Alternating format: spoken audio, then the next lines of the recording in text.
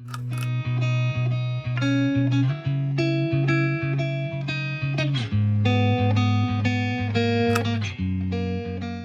good to go. Clap or no clapping? Yeah, just one clap. Okay. Is it good? Yeah, and one from Sam, please. Sam? Nice. Yeah, we're good? Yeah. I didn't need that one from Sam. Just. just for the heck of it. Hey, what's up, everyone? This is Ruben Luna, your host of the Good Vibes podcast, and today we have a very good friend of mine that we've known each other for a very, very long time, and that guest is Mr. Sam Nunez. Welcome to the show, Sam. Hey, everybody. Thank you, Ruben. Nice to be in the Good Vibes podcast. Thanks for having me. The Good Vibes podcast. What do you think about the name, Sam? I remember I saw your podcast the other day and you mentioned about the good vibes, and Yeah, I think it's a perfect name. You always go into certain situations and it's like you feel right or you feel wrong. yeah, And obviously, it's a way to test yourself and see, all right, I'm in a good position here to move forward, whether it's in business and life, even with family, even with the kids, I'm feeling good about this certain situation. Like if you have to put them in sports, it's like, it's a good vibe it's crazy, right? It's crazy how energy has a lot to do with it, every single day, every single day. Yeah, how you wake up, how you go to sleep, like in our industry, man, like it's hard. Like there's so much moving pieces all the time, and it just to have a good, sense of humor, it's tough, right? It is tough. Absolutely. A lot of people don't understand how tough this industry is, but there's always ups and downs every single day. And we can be having a good day and something happens 10 minutes later and it brings our Yeah, vibe down, I guess. yeah, right. Our vibe goes up and down. Yep. But here, this is episode number 2. This is a podcast that I've been planning to do for a very long time. I'm planning to have more guests and more speakers. Awesome. You Awesome. are one of the fortunates that were able to get into the very first 2 episodes. Thanks, man. Second episode. Feel blessed. Thank you. No, we appreciate you. And but tell us a little bit about you, like who you are, where you come from, like your family, like what's up. Okay. So I've been in real estate for maybe 1 year less than you, 18 years. Married for 18 years as well. I got married in September. Mm-hmm. My wife's going to get mad. September. and Erica, October got my last. Don't watch this. Yeah, don't watch this. Have 3 kids, all in school now. My smallest is 4, and my oldest is 14. Loving life. Good. Very blessed. So one of the things that I like to ask is, when I meet with agents, new agents, and so on, like what got you into real estate? Like what was the thing? Like, all right, I wanna do this. Before real estate, I used to be a bill collector. So being a bill collector was being always on the phone, talking to people, and I'd always get cursed out, threatened. It called me every name of the book, and after a while, I just got tired of it. Mm-hmm. I just got really tired of it because bad vibes every single day. I got to the point where at that time I wasn't married yet, but I'd get out of work and I didn't want to be on the phone, and I felt bad because at that time my girlfriend Erica, she wanted to talk, and I did not want to be on the phone anymore. And I was like, you know what? This is not giving me good vibes. So I was like, I need to find something. I need to get out of this. I need to get out of this industry. And I could see it in myself that I wasn't giving it 100% because of all the bad vibes. Yeah. I said, I need to do something else. So I found real estate, and I had to put myself in a position where I could actually make the move financially, because obviously in real estate, you don't have a salary. You don't get paid by the hour, nothing. Yeah. It's depending on the work that you do, and then later you get paid. So I put myself in a position where I could leave that job, go to school, and not have to worry too much because I had enough money saved up for a few months. Yeah. And luckily I did it. It was the best move ever. Probably not the best timing because right a couple of years afterwards, that's when the market crashed. It was horrible, but glad I could make it through there. So how was it going through that kind of market? The industry going down. Oh my goodness. And keep in mind, being a full-time realtor and depending on the, just straight 100% commission. Yeah. I know it was hard for a lot of us, but how were you able to sustain and actually stay in business overall? Yeah, no, it was actually really hard. I remember telling my broker at that time, they're like, I'm going to leave. I need to get money. So I ended up getting a part-time job working in the evenings. But the broker there where I was at kept insisting, "Hey Sam, don't stick around. We're working on something." What they were working on, was the owner of that brokerage was getting an account with Freddie Mac, so getting bank-owned properties, and that actually ended up saving everybody that all the agents, the owner, the office. It worked out for everybody getting these listings. So it was a blessing for all of us, and we were a lot of the agents there were able to move forward and stay in business and keep busy. And so we're all blessed with that. But it was a very, very tough market. It was all about readapting, right? I mean, You every had to time readapt. every time there's a market shift, like, good or bad, it's just readapting. I just remember, I mean, a couple of years ago, Yeah. people were fighting over houses, and I mean, yeah. what do you do about it, right? You have to readapt and figure out how you can help out your clientele. Yeah, and one of the things that I didn't learn there that I learned now I know, I look back and said, man, I needed to readapt even faster, which I wasn't doing. So I was just going with the flow. And now, like you said, a couple of years ago, we had to readapt. And the faster you readapt, the better for your business. How often do we get comfortable in the comfortable zone, and you're like, all right, I'm good. I don't need to do any more than what I'm doing right now. Yeah. No, it happens every day to agents. It happens to me. It happens to everybody, I think. You get comfortable in that zone, and you're like, all right, I got a few escrows in the pipeline, and I'm good for the next few months. But we can't. We can't because we don't know what's going to happen in 3 months. Yeah. Something happens, and then we lose our good vibes, and Yeah, we have to right? readjust. So one of the things that I like to preach here with the team is action creates traction, right? Yeah. So you got to take action on a consistent basis, because the moment that you stop, that's when you start getting comfortable, right? Oh, yeah. And I just that your energy level starts dropping. Like, you don't want to get up early in the morning. You don't want to work out. Yeah. You don't want to, if you don't have the right energy on a consistent basis, when people are reaching out to you, you're not gonna handle business the same way you do when you are moving, when you're Yeah, in the no. move, right? No, absolutely. I mean, perfect example. Like, I had COVID a couple of weeks ago, and I stayed home, and as I was staying home, I was like, man, I'm losing so much traction just sitting here. Now I was still working, but I was like, I need to get to the office, because once I'm in the office, I feel like I'm more in the zone. Yeah. I can put myself more in the zone. I'm in the work mode every single minute, and I can create stuff. I can do stuff, as opposed to being in a bedroom locked up for 5 days. For a week. Yeah, for a week. But I did it because I wanted to keep everybody else from getting sick, and so, but it didn't mean that I was stopped working, because I was still working, making phone calls and talking to people and negotiating stuff and making sure we're going smoothly on our closings. Yeah. So now, with that being said, being in real estate for 18 years, right? As a full-time realtor, Yeah. and having a family of how many kids? Three. And then obviously, I know your wife Erica. She works. She's at a full-time job, right? Yeah. So how do you guys manage? Between her working, you handling this business, plus raising, your three children. She takes on a lot of the workload. I mean, she always has. It's helped me move with my business all the time. Even before she started working, she had, even though she wasn't getting paid, she was obviously, as a stay-at-home mom, doing a lot of the work.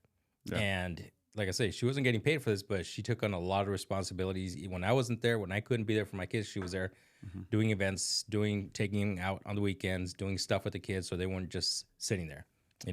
Another thing is also, we've been blessed that my mom has been there to help us while we're working. My mom helps out picking up the kids from school, taking them home. That way they're still at home. They're not somewhere else, But it's just been like a team. Yeah. We work as a team. We all know our roles, and we do what we have to do all the time. And it's worked out for all of us, really. I think that's huge. Just having the family support. I think that's the biggest thing about any business, right? Absolutely. Anybody that runs a business, that owns a business, it's having that support at home, that you don't have to be thinking about, going through your kids, like who's gonna, like, even being worried about who's gonna pick them up. Oh, Like, yeah. who's gonna pick them up, who's gonna take them, that takes a lot of energy, and Yeah. having a support system within your house. And I know there's a lot of single moms, single dads out there. And I think the biggest key here, besides having the family support, is being organized, like being very strict about your schedule, so you can follow through. Because I know a lot of single moms, single dads that I don't even know how they do it, right? Yeah, right. no, It's crazy. Props to them, but Yeah, absolutely. us that we have the support at home, I think that's huge, and it helps out, thrive within any kind of market, and that's how it makes it easier for us to adapt Yeah. because we know that, hey, once we hit the streets, we got to make something happen here, Yeah. and we know that our family is being taken care of. No, we certainly put a lot more pressure on ourselves because we're not at home. We better be working. Yeah, We better be working, making it happen, and helping other families. There's families out there that need our help. that's the biggest thing. Yeah. Like showing up is one thing, but being there for those who need our help, Yeah. right? With the process of buying or selling, just being responsive. Yeah, like I remember when I bought my first house, the agent that I had, unfortunately, literally we didn't have the best communication, unfortunately, And so I always think back at that and it's like, man, I need to make sure that I give my clients the best service possible, answer every question, answer every call, every text message, every single time. Yeah, and I've seen you. You go way above and beyond, and I'm sure people appreciates that, right? I hope so. I hope Well, so. I'm sure they do. And going back to having the right energy, like even talking to people, meeting with people, with strangers, half the times, you gotta have the sense of, like you got them, like it's gonna happen. It's just a matter of time. No, absolutely. I mean, in this business we're dealing with is houses. We're dealing with hundreds of thousands of dollars that they've never borrowed before, so it makes them scared. And the unknown is always scary for people, even for us. So I always try to make sure that journey is as smooth as possible and as less stressful as possible. But it takes a team also. Like we have lenders, we have title reps, we have inspectors. We all have to try to work together to make this goal happen for that one family and two families, buyers and the sellers. Yeah. So for those that don't know the process, and like I said, this is our episode number 2, and we're gonna have a lot of conversations about this. When you're in a transaction, if you're like we as a realtors that we represent either a buyer or a seller, how many people don't we have to like maneuver and make sure that they're doing their part to be able to achieve the ultimate goal, right? So we have the buyer's agent, the listing agent, the buyers, the sellers, the assistants, escrow officers, the lender, the home inspectors, the appraisers. I'm thinking about, The buyers and the sellers. Right, yeah. Everybody. So between 9 to 10 different parties to, that we have to transaction coordinators. Transaction Yeah, coordinators. that we want to make sure that everybody's playing is working as a single team to be able to achieve the ultimate goal, which is closing on that transaction. And that right there, that's why you have to have the right energy to be able to tackle what's coming your way. Yeah, that's why sometimes we get home and we're done, or mentally, physically, it might not be a physical job, but mentally, You're drained. You're drained. And sometimes it's funny because I get home and I see my couch and I sit there and it's like, how did you fall asleep? I was like, I'm done. I'm done. So a lot of people makes fun of me because we go to bed so early. I mean, I'm in bed by 8:30. Oh man, you're crazy. Like literally sleeping, right? Yeah. What's your schedule like? What time do you like go to bed and So if I don't go to the gym, I get up at 5:30, 5:45, get myself ready, and I get the kids ready because that's my part of my job in the morning. Get them ready, do their lunches, and take them to school in the morning. But in the evening, I get home 7:30, 8 o'clock. Have dinner, a late dinner, put the kids to bed. That's my job as well, and then stay up a little bit with my wife, talk, and then go to sleep. But we go to sleep around 11, 11:30. Dude, you're crazy. See, if I'm going to bed at 11:30 and waking up at 5 in the morning, I'm like, I'll be tired. Yeah. I need at least between 7 to 9 hours of sleep. Oh, That's my just me, and I can actually do it almost every night. Yeah, even if I tried, I could not sleep 7 or 8 hours. Yeah, I'll wake up and I'm like, all right, I'm done. yeah, that's crazy. So what is it? What's your routine like? Like what's like? How do you? I know you wake up early in the morning, take the kids. Then what? What's it like? After dropping off the kids, go home, get myself ready, try to have breakfast with my wife, because she's getting ready by the time I get home. And we'll hope sometimes we don't have breakfast because our schedules don't work out. But usually try to have breakfast at home. Like this morning, we had breakfast at home, and then I left. Then she goes to work. Luckily, she works right down, literally two buildings away from our office, so makes things a lot easier. But you know, every day I got stuff. Every day I got something to do, and if I don't, then I have to make something happen. Yeah. I can't just sit there and wait for somebody to knock on my door. Hey, I want to buy a house. You know, Yeah. No, it's a good challenge. absolutely. It's a really good challenge. That's what we're here for, Yep. right? Here to help families buy, sell, fulfill their goals in the future, and you know, For those that don't know, Sam speaks Spanish. You know, poquito, pero sí. un poquito. Sí la hago. ¿De dónde eres, Sam? ¿De dónde fuiste? ¿Dónde naciste? So en español. En español, en inglés, Okay. como tú So quieras. I was actually born in Washington State. Oh, snap. Pero, you know, I don't remember living there. Actually, I think I remember 1 year, that's it, you know. But after that, we moved to California, to Oregon. There was a lot of moving growing Yeah, up. there was moving because, you know, my parents worked in the fields. In Oregon, my parents worked in the onions. And Arizona, once we moved to Arizona, actually we moved to San Luis, Mexico. San Luis Rio Colorado. And we went to, my parents were working in the fields in Yuma and some areas around Yuma as well. But yeah, we went to school in Gadsden for elementary and then high school in Yuma. Did you work on the fields yourself too at all? Or? Oh, yeah. Yeah? On the weekends, I would go sometimes with my dad. You know, he'd make me go.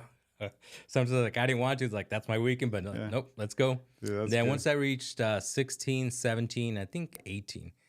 Yeah, in the summer, I'd go and work in the cantaloupes in El Melon. Oh, yeah? And made my own money, got paid finally, and decent money, you know, okay, for a teenager, you know, it was Yeah. good. But in the middle of the summer, 110, 112 degrees, and we worked for 8-10 hours sometimes. It was brutal in summer. It was brutal, Yeah. but it was good. Good Yeah. learning experience. Of course. I mean, that's serious hard work right there. It's a lot of physical labor. Yeah, a lot of people that still do work on the fields. I mean, I see them, you know, when I'm driving by Northern and Yeah.